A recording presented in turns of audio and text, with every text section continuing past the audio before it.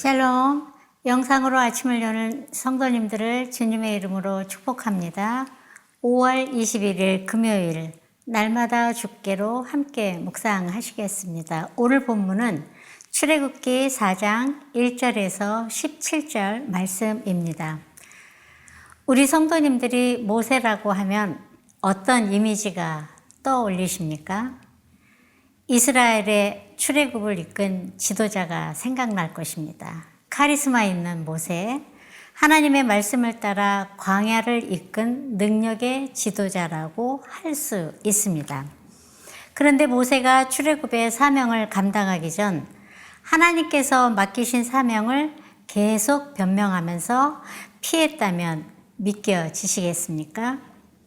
또 하나님은 그런 모세를 향해 놀라운 이적을 보여주시면서 부르심의 자리로 인도하셨다면 믿겨지시겠습니까?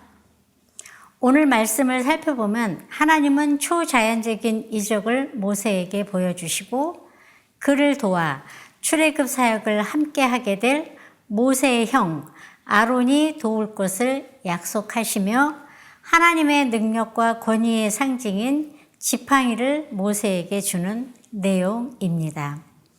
내용 관찰 1번입니다. 하나님께서 모세에게 보여주신 첫 번째 표징은 무엇입니까? 출애굽기 4장 2절에서 4절의 내용입니다. 첫 번째 표징은 모세의 지팡이가 뱀이 되고 그 꼬리를 잡았을 때 뱀이 다시 지팡이가 된 것입니다. 뱀으로 마술을 부리는 사람은 보통 뱀에게 물리지 않기 위해 뱀의 모가지를 잡습니다. 그러나 모세는 하나님에 대한 자신의 신실한 믿음을 보이기 위해 뱀 꼬리를 잡았습니다. 이것은 초자연적인 능력을 나타내는 이적이며 또한 이스라엘 자손들로 하여금 하나님께서 모세에게 나타나셔서 그에게 임무를 맡기셨다는 사실을 믿게 하기 위한 것이었습니다. 여기서 뱀은 바로의 왕관 위에 새겨진 금속재의 코브라를 상징하므로 실제로는 바로를 의미한다고 할 수 있습니다. 모세는 출애굽의 사명을 받았지만 주저합니다. 하나님의 능력이 부족해서가 아니라 하나님의 약속을 온전히 신뢰하지 못한 모세 자신의 부족함 때문인 것입니다. 모세는 두려워서 주저했습니다. 모세의 모습을 보면서 우리도 같은 모습이라는 것을 알 수 있습니다. 하나님을 전적으로 신뢰하지 못할 때 낙심하게 되고 두렵고 주저할 수밖에 없음을 보여주고 있는 것입니다.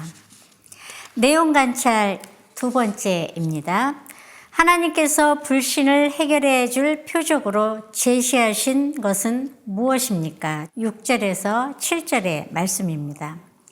모세는 자신이 능력이 없다고 하면서 소명을 거절합니다. 1절에 나옵니다. 이런 모세에게 하나님은 뱀의 이적을 보여주십니다.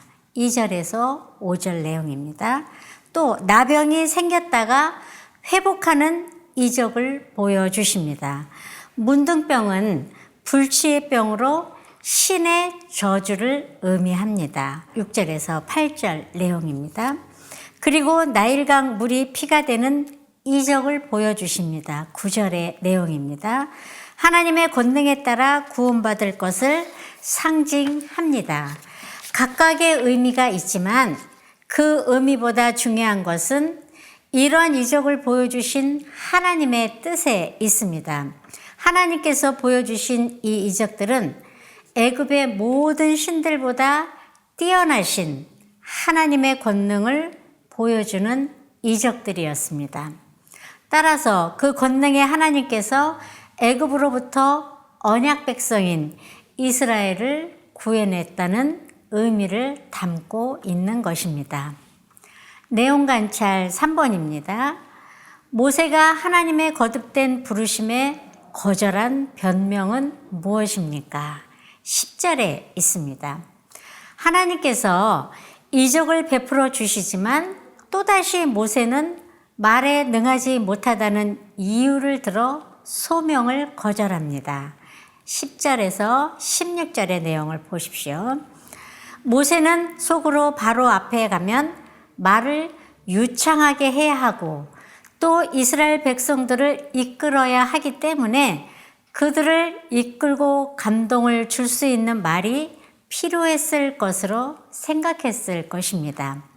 더 정확한 표현은 나는 본래 말 잘하는 은사를 받지 못했으며 하나님께서 제게 말씀하신 이후에도 그것을 받지 못했습니다. 라는 표현이 더 정확합니다. 모세의 문제점은 하나님의 사명을 떠맡기를 원하지 않았던 것입니다. 이런 모세에게 12절을 통해 하나님께서는 이제 가라. 내가 내 입과 함께 있어서 할 말을 가르치리라고 말씀하십니다. 이어서 14절에서 15절을 통해 여호와께서 모세를 향하여 노하여 이르시되 레위 사람 내 형 아론이 있지 아니하냐 내가 내 입과 그의 입에 함께 있어서 너희들이 행할 일을 가르치리라 라는 말씀으로 아론의 협력을 약속하십니다. 저는 모세의 마음과 믿음을 동감합니다. 저도 주신 사명을 피하다 40세에 무릎 꿇고 신학교에 입학했습니다. 확신이 없었기에 두려웠습니다. 막다른 골목에 몰아넣고 두 손 두 발 들고 얼마나 회개를 했던지 다시는 회개 기도는 하고 싶지 않을 정도로 기도하게 하시고 사명을 향하여 달려가게 하셨습니다. 하나님께서는 우리를 향해 이 땅에서 해야 할 사명들을 주셨습니다. 그 사명을 이루어 가기 위해 우리 성도님들은 어떤 노력을 하고 계십니까? 오늘 모세처럼 나는 능력이 부족합니다. 나는 말을 잘 못합니다. 나는 가진 것이 많이 없습니다. 보낼 만한 자를 보내세요, 하나님. 이라는 말로 노력이 아닌 변명을 하고 있지는 않으십니까? 하나님은 이 땅을 보시면서 지금 이 순간에도 추수할 것은 많은데 추수할 일꾼이 적다면서 마음 아파하고 계십니다. 능력이 부족하다고 생각하십니까?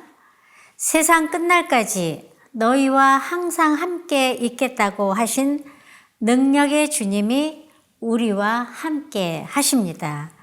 우리의 연약함, 부족함 때문에 망설여지고 주저하게 된다면 그 연약함과 부족함을 채워달라고 기도하며 예하고 따라가는 성도님들이 되시길 소망하며 기도합니다. 아멘.